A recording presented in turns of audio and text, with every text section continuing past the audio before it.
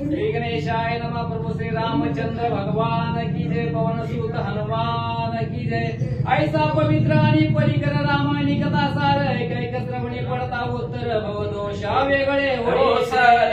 असो विद्यादेवी सरस्वती गणेशाचं स्तवन करून त्याला सुरुवात असो अशा प्रकारे रामायणात त्या अक्षरात एक एक अक्षरांपासून जातो महापाप नाशनम एक एक जरी अक्षर कानावर पडले तर महापापाचं नाश करणारे अक्षर रामायणात ऐसे श्रीरामाचे चरित्र धन्य कातितयाचे वक्त धन्य ऐकून घेती त्याचे शोत्र परम पवित्रतेनं धन्य धन्य असणाऱ्या जगताच्या ठिकाणी चमकातून रामकथांच्या कानात रामकथा पडली जाते दोघंच्या दोघं धन्य आणि पवित्र पावन होतील श्रीराममुखीची ऐकुनी कथा बोलता झाला शक्रारहिता पुढे नगरायाची समळ कथा ते मद रामचंद्राच्या मुखातून नगराजाची कथा लक्ष्मणजी ऐकतात लक्ष्मणजी म्हणले ती नगराजा सारडा झाल्यावर त्याचं काय झालं बघ श्रीराम म्हणे लक्ष्मणा पुढे नगरायाचे आख्यान मी सांगतो सावधान श्रवणी उदार प्रभू रामचंद्र म्हणले लक्ष्मणजी तुला नगराजाचं कथानक सांगतो लक्ष देऊन ऐका येणीकडे नगराज भुक्ती जाणोनी ब्राह्मणाची शापोक्ती थोर दुखी झाला चित्ती ब्राह्मणा प्रति नचले ब्राह्मणाचा शाप ऐकून राजा दुःखी झाला काळजी करू लागला पण ब्राह्मणापुढे काही चालत नाही मंत्री पुरोहित नगर जन थोर थोर बोलावून ब्राह्मण शिल्पकार ग्रह करते जाणते तेही बोलावी मला आता काय चालू नाही काय करावं आपल्याला सारडा होईल म्हणून असणारा अतिशय सुंदर बंगडी मिस्त्री बोलली आहे आणि म्हणले माझ्यासाठी घर तयार करा नृग भूपती सांगता झाला विप्र शापोक्ती याची काही उपावन चलती ऐसे निश्चिती मज कळले असणाऱ्या प्रधानांना बोलवलं गावातल्या सगळ्या लोकांना सांगितलं मला ब्राह्मणांनी शक्तीला सारडा होतात सारडा होऊन राहण्यासाठी चांगलं घर बी बांधा आणि काय उपाय बी चलत नाही म्हणजे आता काय करू कोणी एक एक काळी नारद पर्वत मम दर्शन आले होते येत तीही भय दाखविले भूत धापात होईल म्हणून पूर्वी एकदा म्हणजे असणार मी फिरत असताना पर्वतावर जात होतो त्यावेळेस नारद मुनी भेटले त्यांनी मला असणार सांगता सांगता बोलले तू एकदा नरकाला जाशील नारद पर्वत दोघे जण मिथ्या नव्हे त्याचे वचन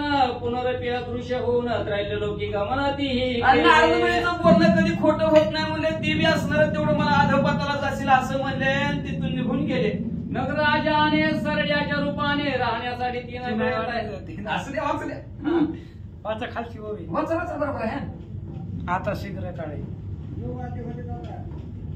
जरी आता शीघ्र काळे तरी आता शीघ्र काळे शिल्पकार हाती विवरे प्रबळे तीन करावी शीत उष्ण जळे पिढा नवे जया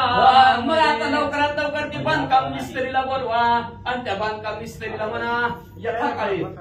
पावसाळ्यात पाऊस लागला नाही पाहिजे उन्हाळ्यात ऊन लागलं नाही पाहिजे हिवाळ्यात थंड वाजली नाही पाहिजे असं घर बनवा शीतकाळी शीतल वाटे उष्ण काळी शीतळ गोमटे प्रजन्या माझी जळथे कुठे जया माझी न पडती असणाऱ्या गारव्याच्या वेळेस म्हणजे असणाऱ्या थंडी वाजली नाही पाहिजे उन्हाच्या वेळेस ऊन नाही लागलं पाहिजे आणि पावसाच्या वेळेस गळलं नाही पाहिजे अशा प्रकारचं सुंदर घर माझ्यासाठी बनवार ऐशी विवरेती प्रकारची करावी शीघ्र तत्काळची सुंदर शोभा बहुत उंची रत्न वैडूर्य पाच संख्यू अशा प्रकारची म्हणजे असणारा 3 प्रकारची विवर बनवा रत्न हिरे माणिक मतेने 5 नंबर हुंटाक बनवा तया भोवते उद्यान नाना पुष्पांचे परिमळे भरे गगन नाना प्रकारचे वृक्ष घन तया भोवते लावावे त्यात असणाऱ्या विवराच्या मध्ये नाना प्रकारची असणारी झाडं लावा फळांनी फुलांनी भरलेली असावीत जोपर्यंत शाप मोचन तोपर्यंत सरळ होऊन तयावनी क्रीडा करीन सावकाश जोपर्यंत मला शापाय सरड्याचं जीवन जगसतो तोपर्यंत आनंदाने मला त्या विवर जायला असं विवर बनवा तदनंतर वसुपुत्र अत्यंत धार्मिक पवित्र तया बोलावणी मस्तकी छत्र धरून राज्य तया त्याच्यानंतर असणारा वसुचा पुत्र अतिशय धार्मिक ज्ञानी होता त्याला बोलविला त्याच्या डोक्यावर म्हणजे असणारा राजेंद्र राजाने किरण राजे सरडा वसुपरियसी प्रजा पाळी स्वधर्मेशी नाही तरी गती माझ्या आईची पावसील सांगू लागला बघ रे वसूच्या मुला म्हणजे असणार व्यवस्थित प्रजेचं पालन कर व्यवस्थित राज्य कारभारचं चालेल काही जर चुकला तर माझ्यासारखं होईल रे सरडा प्रत्यक्ष आशी प्रमाण मज घडले शाप बंधन तरी तू सावधान होऊन सावचित्त प्रत्यक्ष मला घडलं म्हणजे असणार मी चुकलं मला सरड व्हावं लागलं म्हणून तू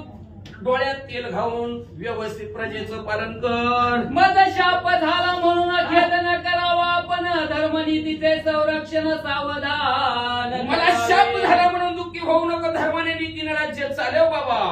माझ्या विषयाची चिंता काही न करावी तू पुत्र सुख दुःख लाभ लाभता काळा दिन पया माझ्या विषयीची काळजीच करू नको, चिंताच करू नको. सुख आणि दुःख काळाच्या हातात आहे. माझा काळ समीप आला शीघ्र तुम्ही येथून चलायचे म्हणून प्रवेशला गुरुद्वारी टाका. माझा काळ जवळ आलेला म्हणजे मी हळूहळू बघा परिवर्तन व्हायला लागलं त्याच्या ध्येयामध्ये. मी सरडा व्हायला लागलं, जावाऱ्याला गेलेला असणाऱ्या विवरामध्ये असणार ऐसे नुगायाचे कथन जयाशी होय भक्तीने श्रवण तो महापातक तयापासून अशा प्रकारचं नगराजाचं आख्यान जो कोणी ऐकेल, जो कोणी वाचेल तो महापापातून मुक्त होईल अशी फलश्रुती ह्या अध्यायाची गावबा काकांनी सांगितली. एका जनार्दनाच्या हाले दुर्गरायाचे आख्यान पुढे निमित्ते आख्यान श्री रघुनंदन